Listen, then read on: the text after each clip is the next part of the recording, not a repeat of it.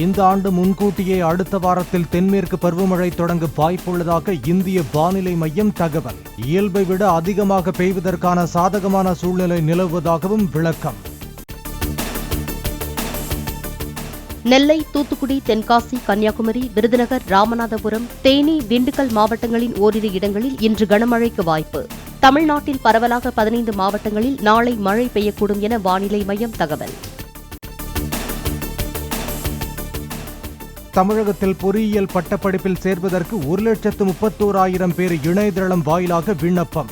கடைசி நாளான ஜூன் 6ஆம் தேதிக்குள் மேலும் பலர் விண்ணப்பிக்க வாய்ப்புள்ளதாக அதிகாரிகள் தகவல். டெல்லி, மும்பை போன்று சென்னையிலும் மாநகர பேருந்து, புறநகர் மின்சார ரயில் மற்றும் மெட்ரோ ரயிலில் ஒரே டிக்கெட் மூலம் பயணிக்கும் நடைமுறை.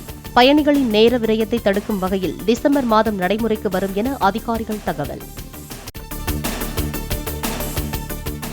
வைகை அணையில் நீர் திறப்பால் வைகை ஆற்றில் பொங்கி பெருகி ஓடும் வெள்ளம். நெடு நாட்களுக்கு பின் இரு கரைகளையும் தொட்டபடி பாய்ந்து செல்லும் தண்ணீர். சென்னையில் லஞ்ச புகாரில் சிறப்பு தாசில்தார் சரோஜா மற்றும் காவலர் அருண்குமாரை கைது செய்த லஞ்ச ஒழிப்பு போலீசார்.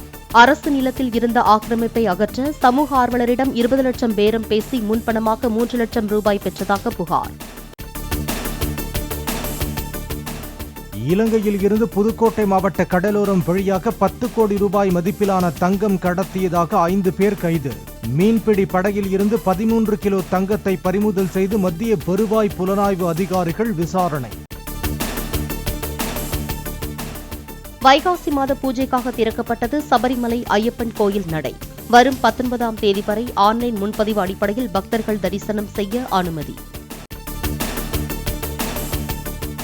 சேலம் சங்ககிரி அருகே 22 பயணிகளுடன் சென்று கொண்டிருந்த பேருந்தின் ஓட்டுநருக்கு திடீர் என ஏற்பட்ட மயக்கம். சாலை நடுவில் இருந்த டிவைடரில் மெதுவாக மோதி நின்றதால் பேருந்தில் இருந்தவர்கள் காயம் இன்றி உயிர் தப்பினர். அண்மையில் உண்டான சூரியகாந்த புயலின் போது ஏற்பட்ட ஆற்றல் வெளிப்பாடுகளின் தரவுகளை பதிவு செய்து அனுப்பிய ஆதித்யா L1 விண்கலம். சந்திரயான் 2 ஆர்பிட்டரும் நிலவை சுற்றியபடி சூரியகாந்த புயலை கண்காணித்து தகவல்கள் சேகரித்துள்ளதாக இஸ்ரோ அறிவிப்பு.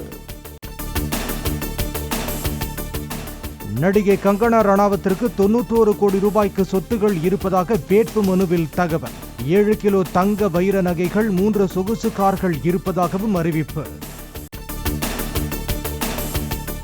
நொய்டா சாலையில் இளைஞரை 2 பேர் சேர்ந்து காரில் கடத்த முயன்றதை பார்த்து பயந்து போய் காவல்துறைக்கு தகவல் அளித்த மக்கள்.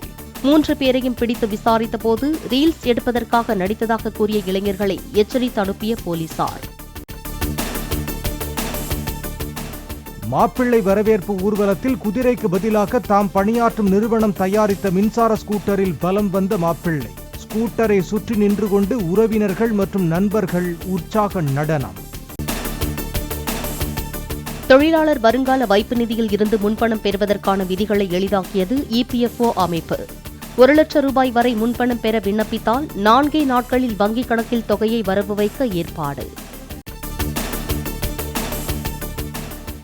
உணவு சாப்பிடுவதற்கு முன்பும் பின்பும் 1 மணி நேரத்திற்கு காபி, டீ குடிக்க வேண்டாம் என ICMR அறிவுறுத்தல். உணவில் உள்ள இரும்பு சத்தை உடல் கிரகிப்பதை இந்த பானங்கள் தடுக்கக்கூடும் என ஆய்வறிக்கையில் தகவல்.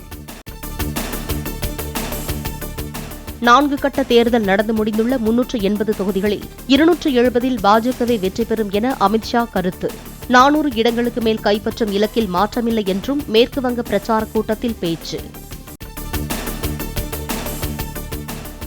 திருப்பதி மாவட்டத்தில் வாக்கு இயந்திரங்கள் வைக்கப்பட்டுள்ள பத்மாவதி பெண்கள் பல்கலைக்கழகத்தின் முன் மோதல்.